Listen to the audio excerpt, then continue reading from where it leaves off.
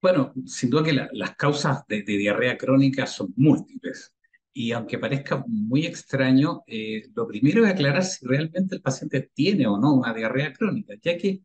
a veces hay cuadros de pseudodiarrea o incontinencia fecal, por ejemplo, que no son diarrea. Entonces debemos ser bien acuciosos en no confundir escapes de deposiciones, escurrimientos que a veces pacientes tienen por temas neurológicos o patologías ginecológicas antiguas que pueden tener escapes de deposiciones, o en pacientes añosos o muy estípicos que a veces pueden tener fecalomas, que son deposiciones muy duras en el recto y a veces tienen escurrimiento fecal alrededor, y estos casos en realidad son pseudodiarreas, no son diarreas genuinas. Pero una vez que tenemos claro que se trata de una diarrea crónica recurrente, las causas son de muchos tipos, desde cuadros en que está alterada la absorción de los alimentos,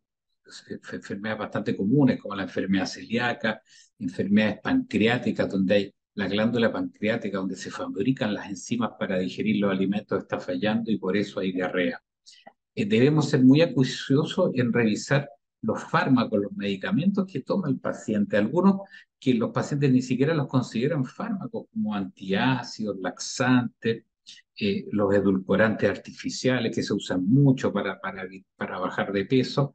Muchos de ellos pueden también ser causa de diarrea y la solución es muy sencilla al suspenderlo. Obviamente, las causas infecciosas,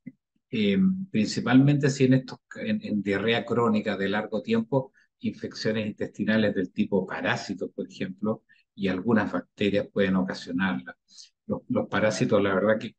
a pesar de la modernidad y de la higiene, están bien de vuelta, ya que en los últimos años la ingesta de alimentos crudos, sushi, ceviches y todo en nuestro país y en Latinoamérica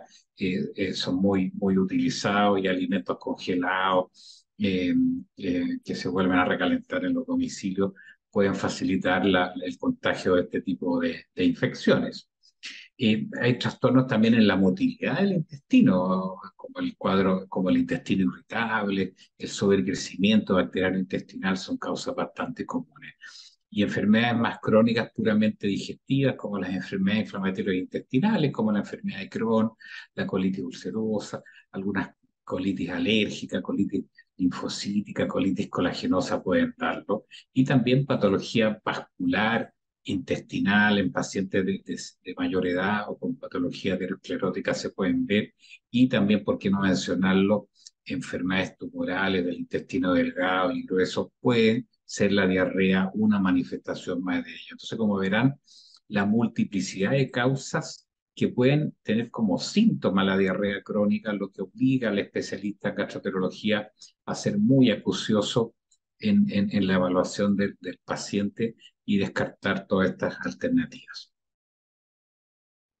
Claro, la definición de diarrea crónica lleva implícito el tiempo, el tiempo. Muchas veces a los pacientes cuando le decimos crónico suena como sinónimo de grave, y en realidad crónico los médicos le llamamos a cualquier síntoma o signo o enfermedad que lleva largo tiempo.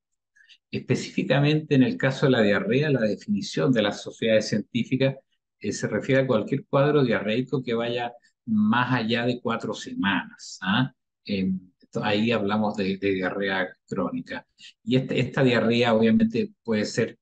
sola o acompañada de otros síntomas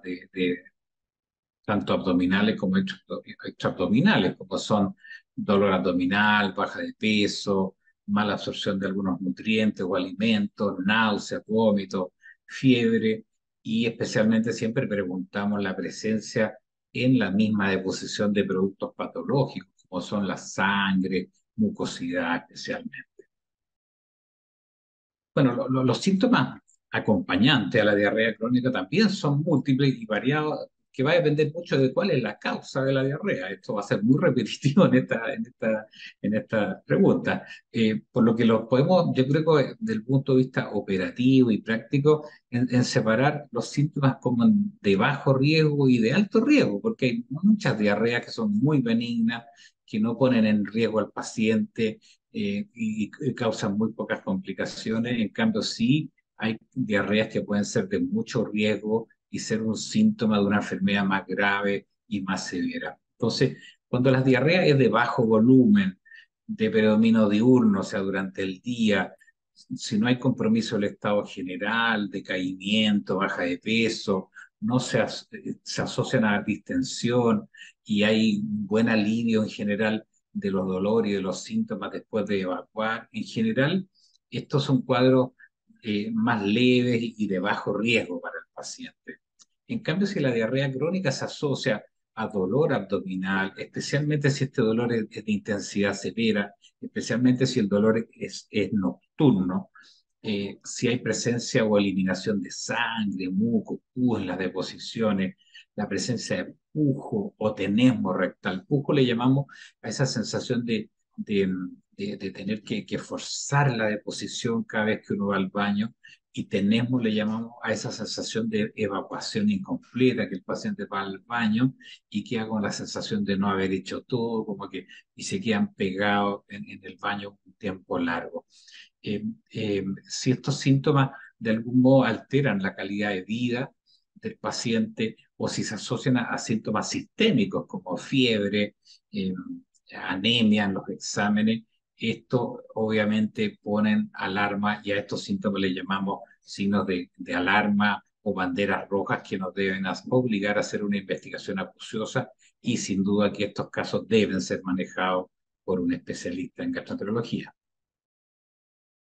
Bueno, el estudio complementario, aunque parezca raro, en muchos pacientes no es necesario. O sea, si con la conversación con el paciente y el examen físico que la causa de la diarrea es muy evidente, como por ejemplo mencionamos antes algún fármaco, alguna intolerancia alimentaria,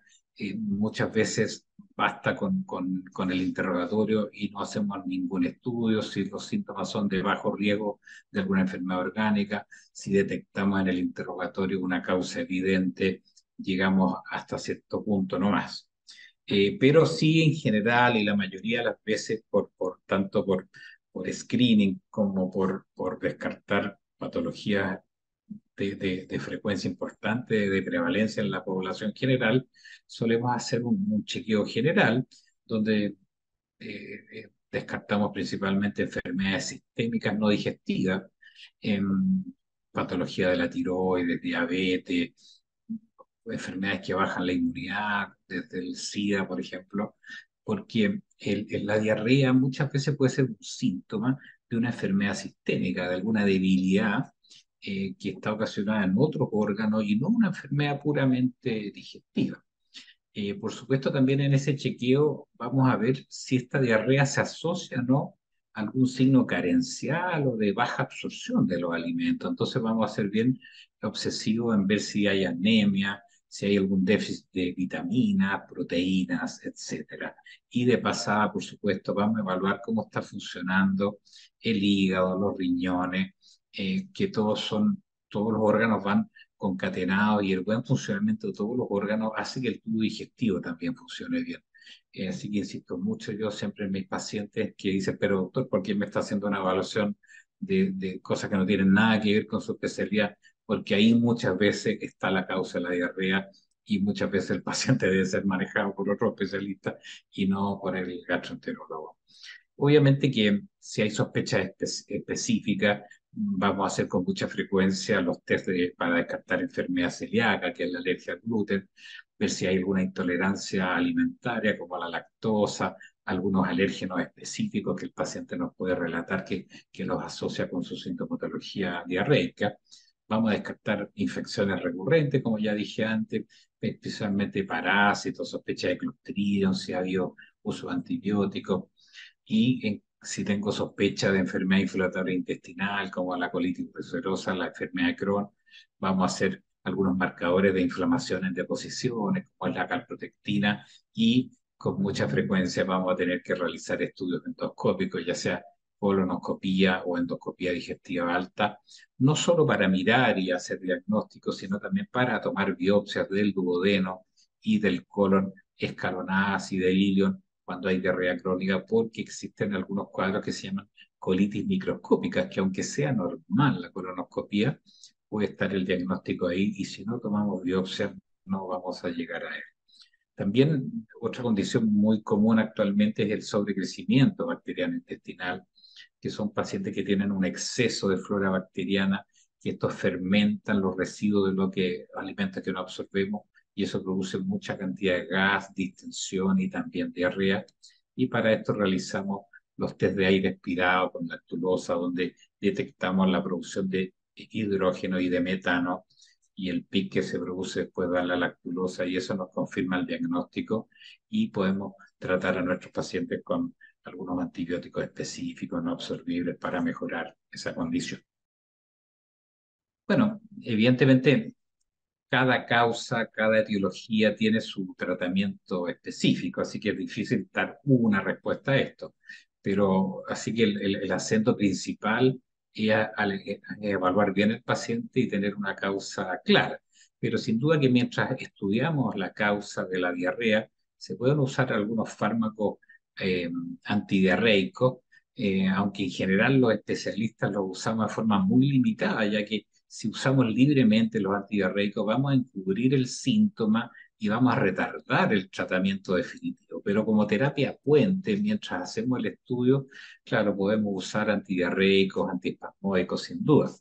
También podemos apoyarnos en una dieta, mientras tanto, una dieta más fraccionada, baja en fibra, o sea, menos fruta, menos verdura, que son los alimentos que aceleran la digestión y pueden exacerbar un cuadro diarreico mientras aclaramos la causa. También la restricción de lactosa, sin duda que la mayoría de los adultos tenemos esta condición de ser intolerante a la lactosa y si el paciente inadvertidamente consume lácteos o no se ha percatado que estos pueden exacerbar su sintomatología, le podemos recomendar la restricción de estos. ¿Eh? En cuadros infecciosos, por supuesto, vamos a utilizar antibióticos específicos, al igual que en el sobrecrecimiento bacteriano intestinal. Hay un montón de otros fármacos y terapias que los puedo enumerar, como antiespasmódicos, antidiarreicos, colestiramina, bismuto, mesalacina, corticoides, inmunosupresores, estabilizadores del ánimo, suspensión de fármacos. Es toda la armamentaria que el especialista en gastroenterología debe manejar con mucho detalle para el tratamiento específico de estos pacientes. Y no debemos olvidar que hay un porcentaje de pacientes que, a pesar de todos los estudios de buscar la causalidad de la diarrea crónica, quedan sin diagnóstico, pero en estos casos, con toda libertad, ya podemos usar antidiarreicos más generalizados porque sabemos ya que no estamos encubriendo ni tapando ningún diagnóstico de riesgo una vez que completamos el estudio. Bueno, esto es probablemente es la pregunta más importante. O sea, yo creo que los pacientes con diarrea crónica sufren bastante porque es un síntoma oculto, inadvertido. Los pacientes les incomoda hablar de esto, obviamente nadie quiere estar contando que se la pasa en el baño, yendo al baño, y esto puede afectar la calidad de vida en forma importante de nuestros pacientes. El estrés que genera, por ejemplo, a un paciente con diarrea crónica, saber dónde hay baño, voy a una reunión, estoy en mi trabajo, tengo que estar atento a dónde hay baño, si el baño qué tan privado es o no, por las vergüenzas que se pasan, y ni hablar en los lugares públicos. Entonces, este tema altera mucho la privacidad del paciente, altera mucho el ánimo. Muchos pacientes entran en una introspección y cuadros depresivos que no quieren ni salir de su casa, justamente para no exponerte a este tema de tener que ir al baño en cualquier parte o exponerse a, a bochornos como tener cuadros de incontinencia que por no encontrar un baño de un lugar adecuado. Es por esto que muchas asociaciones de pacientes han peleado por este tema de que los pacientes con patologías que necesitan ir al baño con frecuencia tengan acceso libre en cualquier lugar a ir al baño. Ni hablar la incomprensión social que hay detrás de esto. Los pacientes con diarreas crónicas se ven sanos, se ven saludables, entonces la gente también, los empleadores, la familia, tienden a no creerles a veces que realmente tienen esta enfermedad y esto también ocasiona trastornos psicológicos y psiquiátricos importantes. Bueno, esta pregunta, yo creo que Claro, hay diarreas agudas, las maneja cualquier médico, digamos, orientado general, no necesariamente que vayan al especialista, pero sin duda que ya una diarrea crónica creo que es un cuadro que es mucho más seguro que sea tratado y manejado por un especialista calificado. En especial en este grupo de pacientes que les describí antes, que tienen síntomas de alarma, ¿ah? Pacientes diarrea severa, diarrea nocturna, baja de peso, sangre en las deposiciones, síntomas sistémicos, fiebre, deben ser tratados por un médico especialista, en especial si estos son cuadros que están alterando la calidad de vida del paciente. No podemos resignar a los pacientes a tolerar un síntoma tan desagradable y decirle esto es así, acostúmbrese.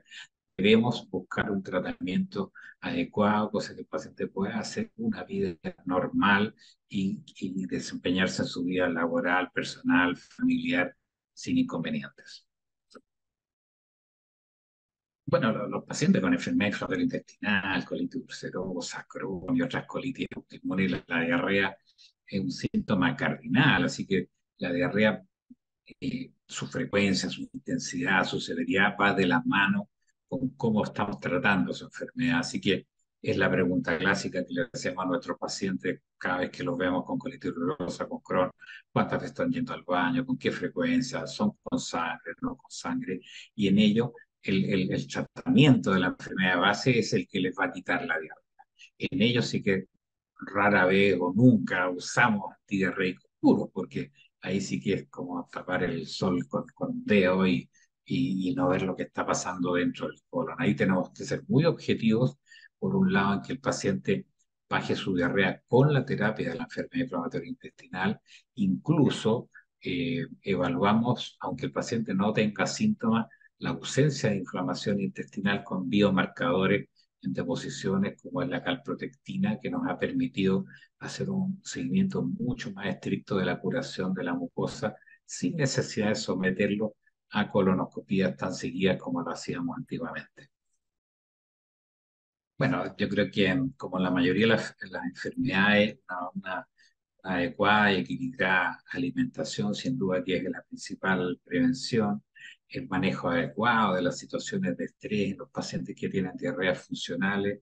y evitar el uso y el abuso principalmente de fármacos cuando no están bien indicados. Y pongo un acento muy especial en el uso indiscriminado de antibióticos y antiinflamatorios no esteroidales.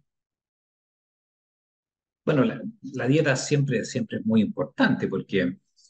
pero debe ser personalizada. La dieta debe ser personalizada. O sea, no hay como la dieta de la diarrea crónica, sino que depende mucho de las causas. Así que en esto nos va a ayudar mucho, pero como norma general, un paciente que está pasando por un periodo de crisis de su diarrea crónica, obviamente la restricción de fibra, de lácteos, de lactosa, nos va a ayudar mucho. En cuadros de diarrea por alergias especiales, específicas, obviamente la restricción puntual del gluten, si es que es celíaco o sensible al gluten, de la lactosa, como hablábamos, y todos sus derivados puede ser muy útil. También no hemos mencionado ahora, pero la dieta baja en FODMAPs, que son unos fructanos, que son azúcares, que tienen muchos alimentos con fibra, nos puede ayudar de forma muy importante a disminuir la distensión, los gases y secundariamente a eso la diarrea, especialmente en pacientes con